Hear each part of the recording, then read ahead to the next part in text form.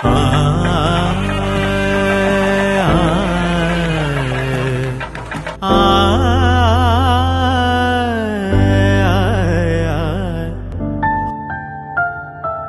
ഈ പ്രദക്ഷിണ വീഥികൾ